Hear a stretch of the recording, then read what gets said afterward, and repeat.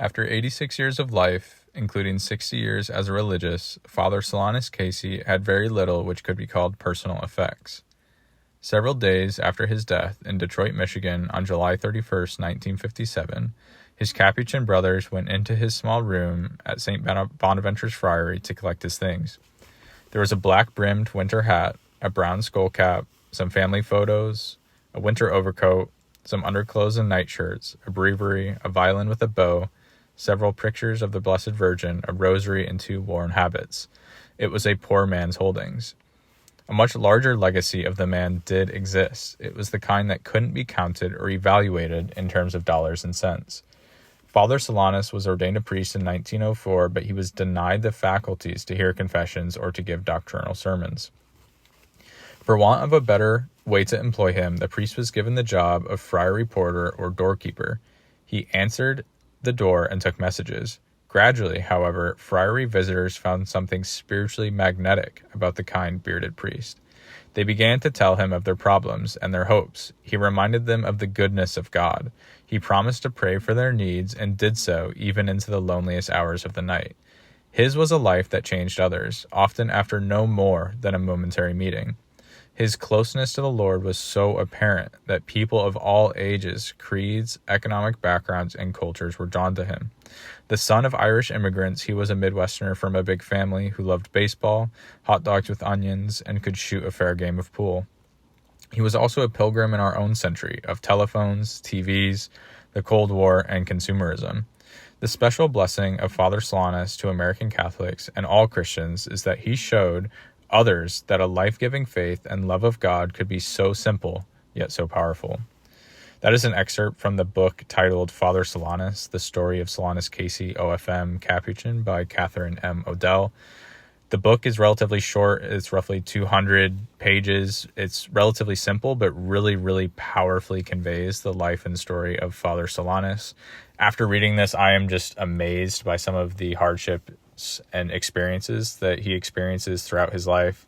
I'm also amazed by the highly regimented prayer life that he and his brothers in the Capuchin order keep, and then the work ethic that he demonstrates throughout his life and the humility that he demonstrates in his ministry, doing whatever it takes and trusting completely in God.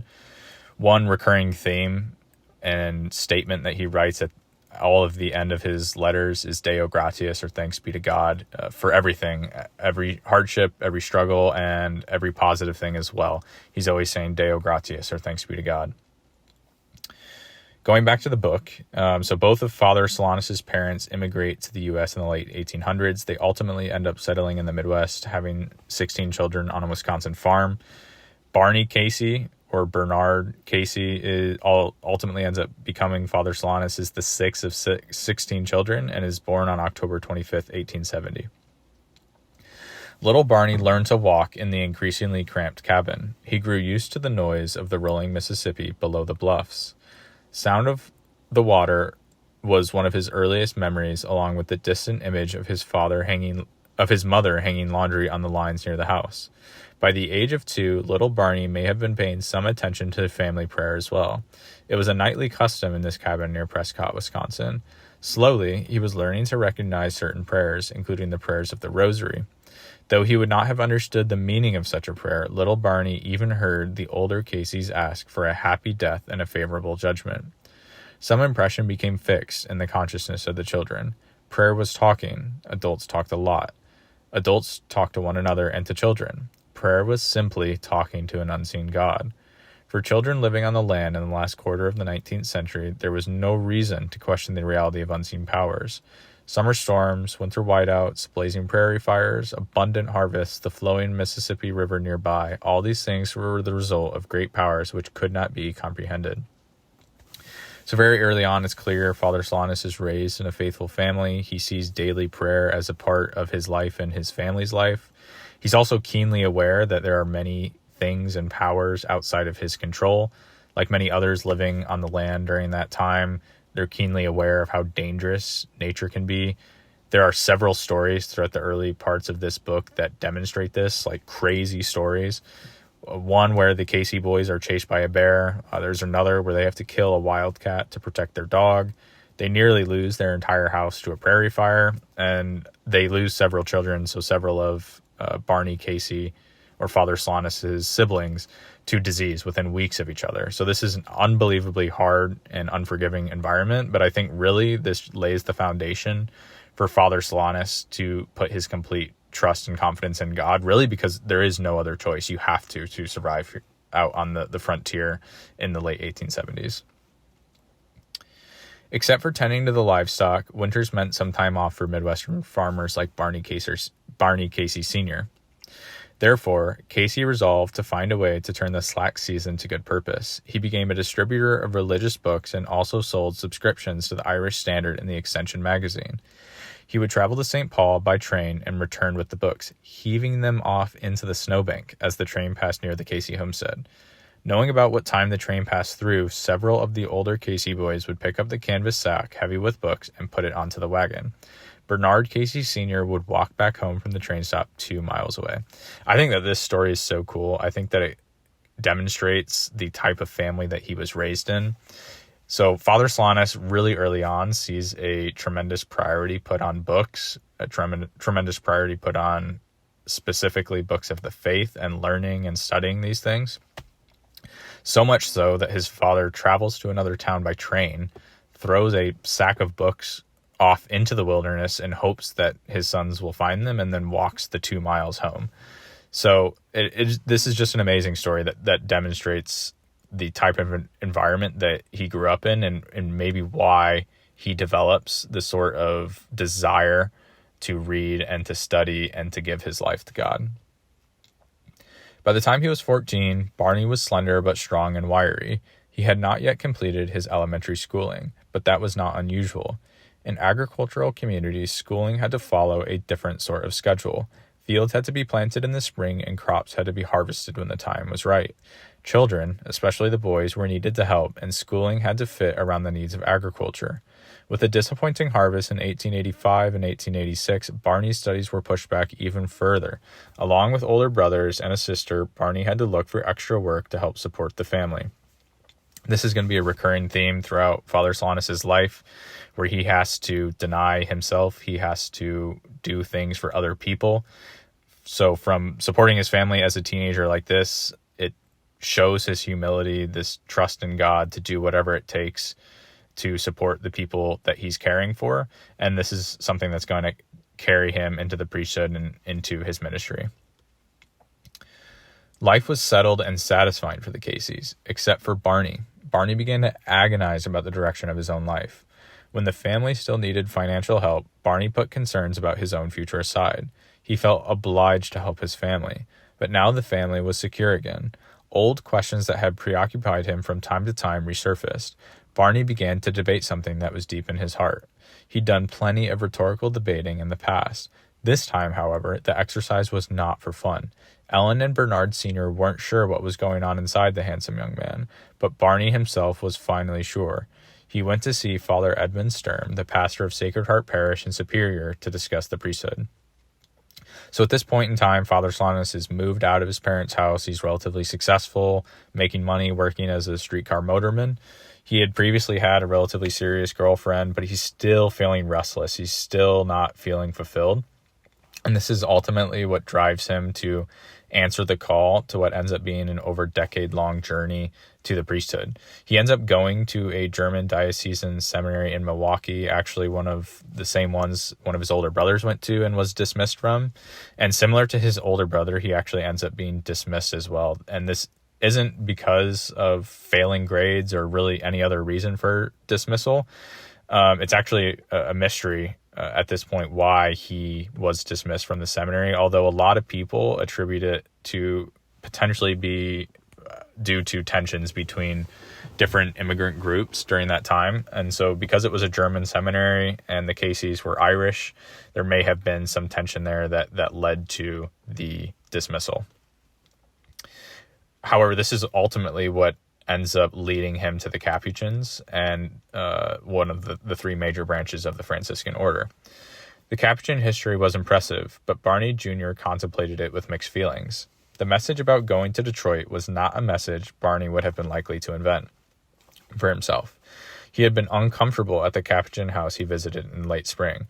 So this is after he's dismissed from the first seminary. He visits the Capuchins, and he's really not impressed. They didn't talk to him much. They all wore habits. They had long, untrimmed beards, but he decides to go anyways.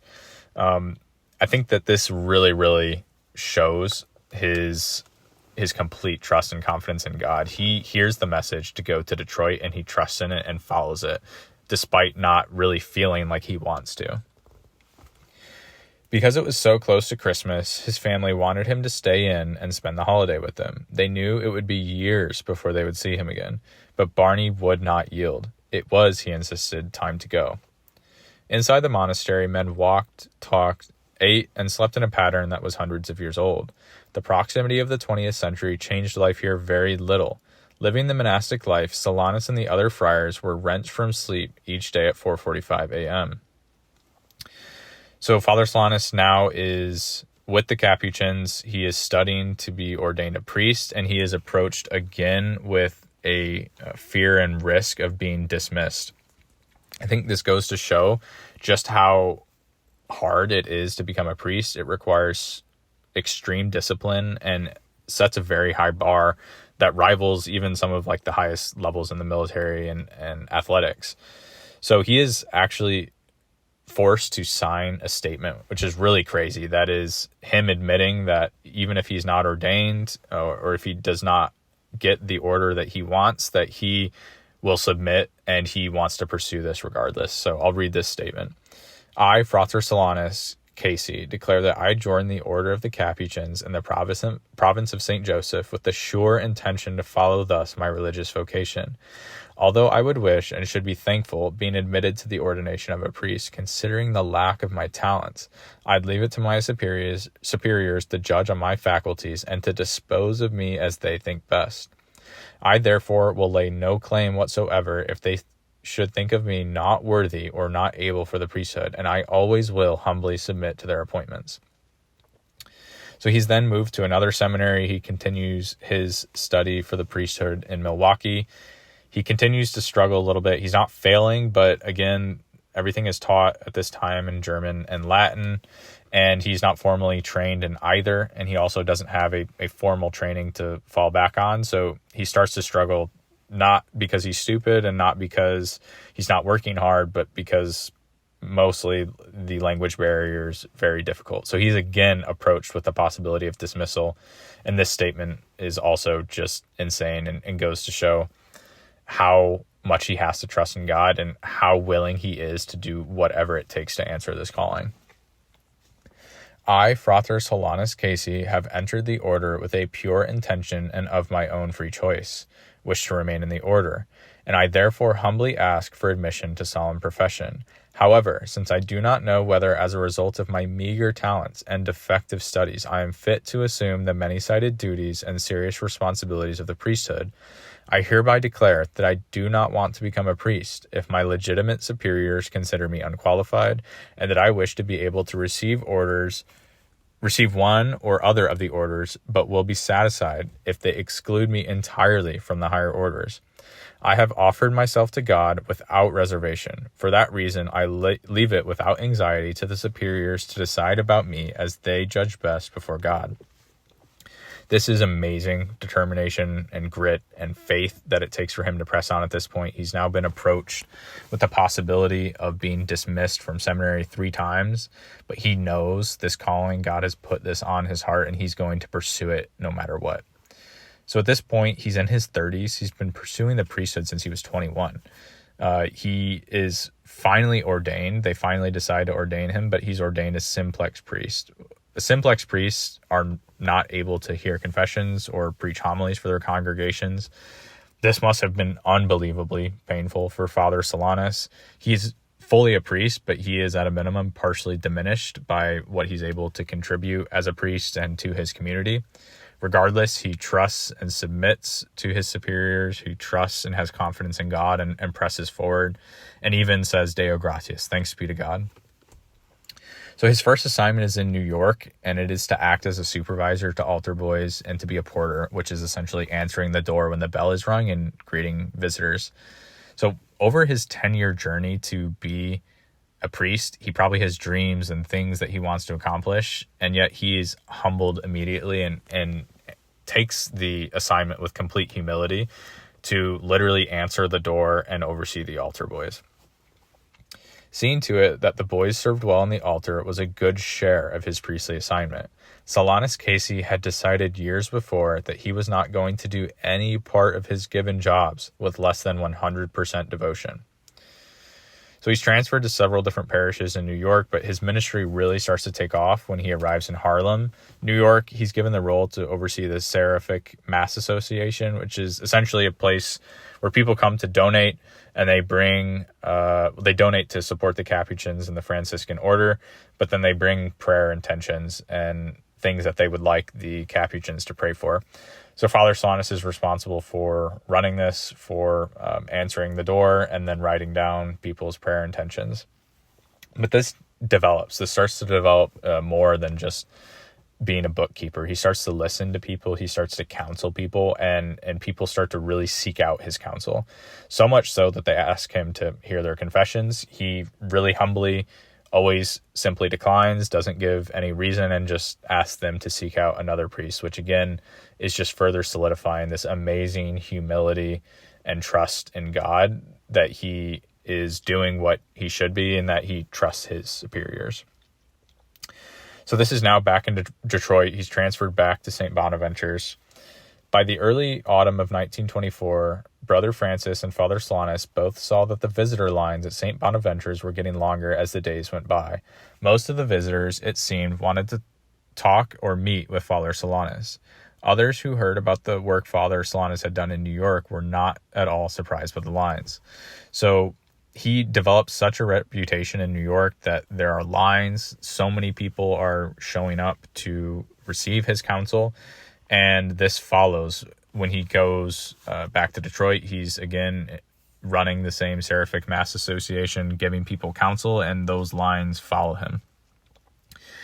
And this is when people start to claim and attribute healings to Father Solanus. So people claim and have experienced healings, everything from broken bones to marriage issues to healings of their sight to cancer. And so much so, there are so many instances of people claiming to have been healed by Father Solanus that they ask him, his superiors ask him to start recording every instance of his prayers and then the claims of people that they were healed. So this actually begins to become a problem. So many people are following Father Solanus and coming to receive his counsel that his superiors move him to a rural monastery in Huntington, Indiana. The phone would ring continually, and almost every time the party at the other end of the line asked to speak with Father Solanus. The doorbell, too, was ringing constantly for him. Cars came from almost every state in the Union and from Canada. He took his time with each person who came to him and listened to their problems. So at this point, to deal with the sheer volume of the letters he's receiving as a result of him now having a rural assignment, because he's developed all these relationships with people in New York and in Detroit, they're writing him letters. They still desire so strongly to receive his counsel that they're all writing him letters, and they're in such volume that his superiors assign him an assistant just to get through all of them. In the course of the day, I would receive the answers he had crashed out on an old battered typewriter. They were mostly typed on 3x5 cards. The spelling was bad, pure 5th grade stuff, but the contents simply amazed me. With a few words, he's able to come to the heart of a problem. His understanding of people, his sympathetic response, his grasp of theology just astounded me.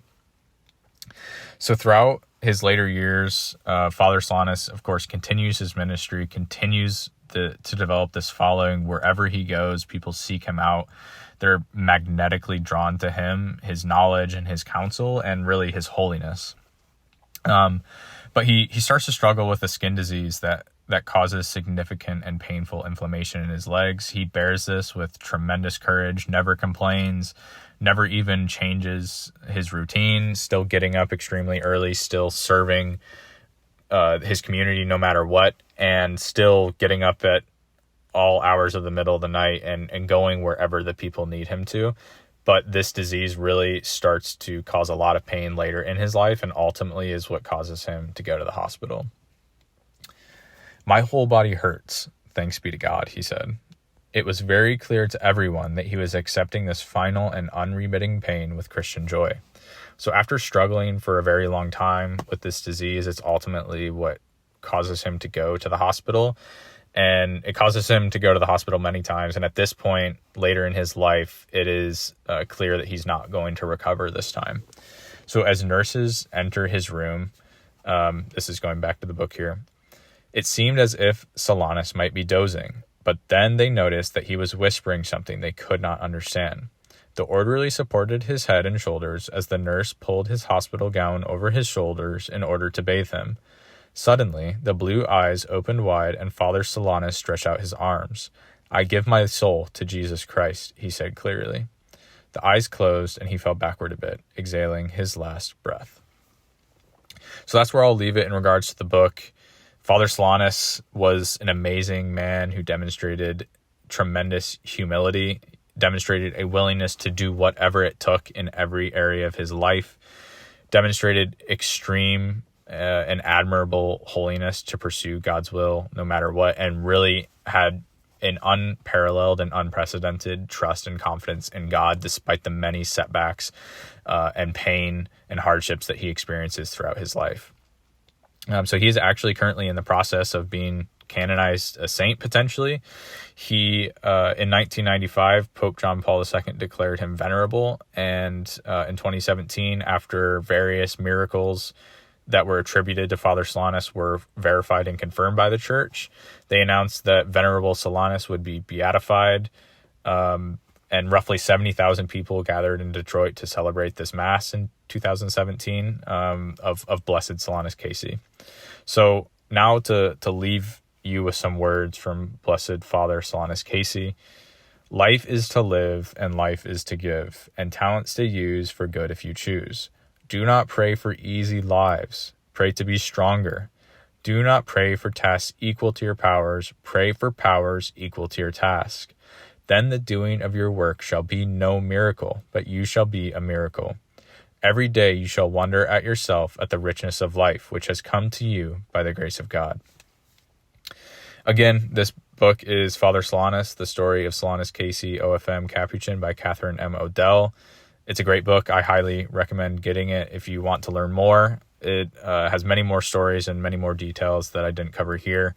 And I'll leave a link in the description of the podcast. And if you use that link, you'll be supporting the podcast as well. Thank you guys so much, and God bless.